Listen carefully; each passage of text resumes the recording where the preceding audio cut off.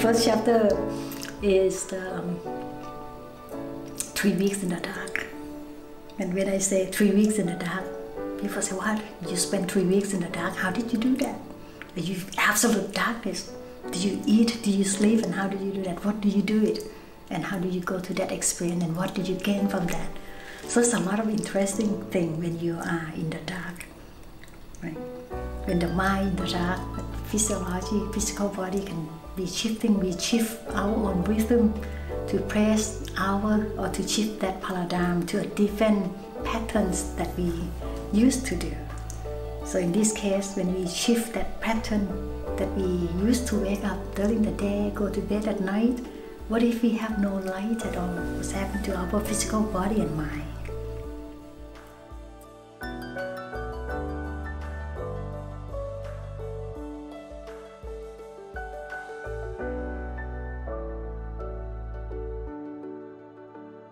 Healing field is another subject. When I was working with United Nations, that's it post-Vietnam War, it's Cold War. Don't guess my age. That was very interesting to witness the war of post-war torn land and people. There's a lot of trauma.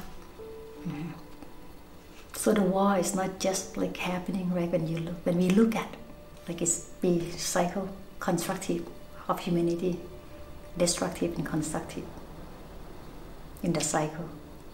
And when we are in this constructive cycle, I think we are happy or we are expansion. When we in the destructive, we are contract. So that's the word that I use. Is called, people ask, right, when I use positive. Positive is not mean that better than negative. When I talk about positive, it means expansion. Negative is contraction. Just like time. Time, when we expand time, this is different. So time expansion is mean take longer to do things, or you have more time. So we can create time, we can make time.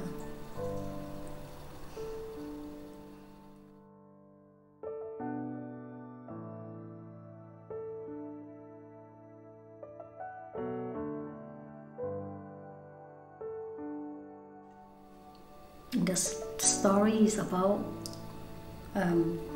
one of my mentors, like disappearing, and I'm just curious at what's happening. How do we know or tap into information at different space and time? So lead me to explore a lot of work in different consciousness, different dimension. Lead me to look into, is there another or different reality or dimension? So just one step after another, take me to that years of experience in remote viewing, remote perception. Have a privilege to study with some of the eminence or luminaries, people in specific field.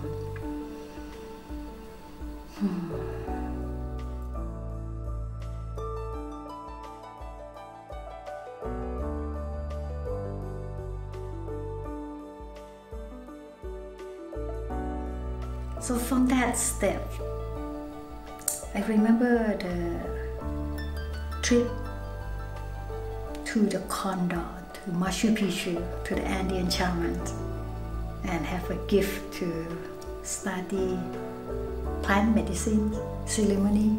So I was in the circle of the ceremony and just get to experience the plant that take us to a different state of consciousness, different state of mind, and how that does to the body.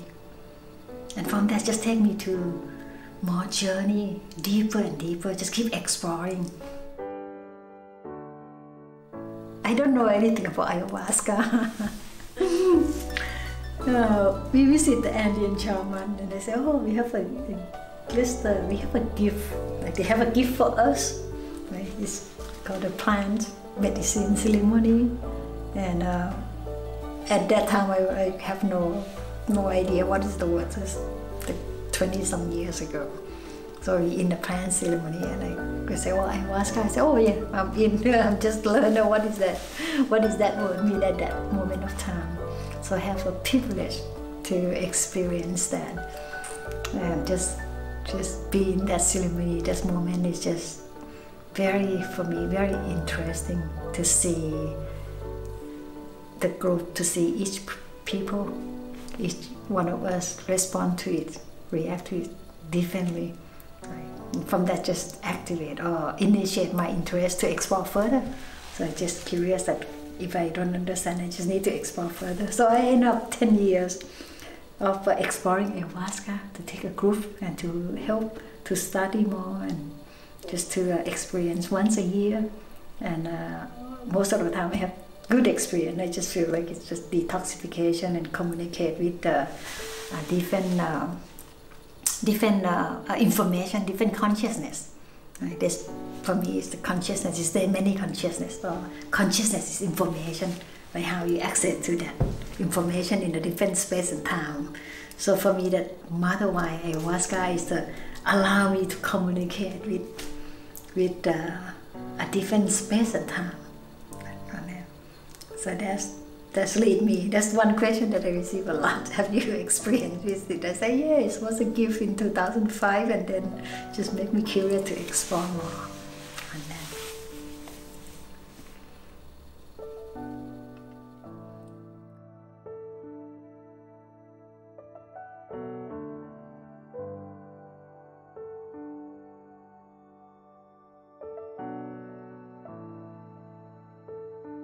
The last chapter of the book talk about cracking psychedelic codes. But every day I keep cracking new codes, so I discover a lot more. It's never ending, it's about discovering process. So keep exploring mind in many ways, from the breath work, deep meditation, Tai Chi, Qigong, plant medicine, and in the last few years, in the word psychedelics, which many years ago would be the taboo to say, especially come from the Asian country. But now, every time I say, people are so curious that I want to know more, I want to know more. People just come and asking that, what motivates you? Like, how long have you been the expert in psychedelics therapy or psychedelic medicine? And I say, it's just about 30 years that I explore. I didn't know that we call that psychedelics, right? It's just a different word, different terminology. So psyche for me just means mind. Delek is mean many things, like clarity, manifest, this Greek word. So for me, this word is the way that we can explore our mind and consciousness. And there are many ways to do that. You can meditate, Tai Chi, Qigong, martial arts, breathwork, music, dance, or certain plant medicines or synthetic compounds. Feel very fortunate to be the first Asian woman doctor being trained as a psychedelic assisted therapy, and just very grateful that to bring this work to help heal humanity, just one group at a time. Just so grateful because it's kind of a life work in a way, like the exploratory mind, reviving sentience. And it's not about I am doing that, I'm doing this. It's not about showing off at all. I just want that for people to feel that they can do that. They can put themselves into that experience, and then they can manifest that. They can be that life that they can create. Because there's so many tools in there. Just pick one, and just pick two or pick more. Pick anything, whatever resonate with you on that. So that's the intention of this, and I just feel that it's happening at the perfect time. It's always perfect time. And one thing that is come up to me, to my thought, to my mind, we never finish what we're doing until we are 6 feet on the ground. Because we have so much to do, and then we want to finish this, and then toward the end we just do what we do. You know, so it makes me feel that being at the present moment, that's the create that immortal happiness. But sometimes I see a lot of things that can't be seen. Not just me though, everyone can access to that with their practice. Everyone can access to that information.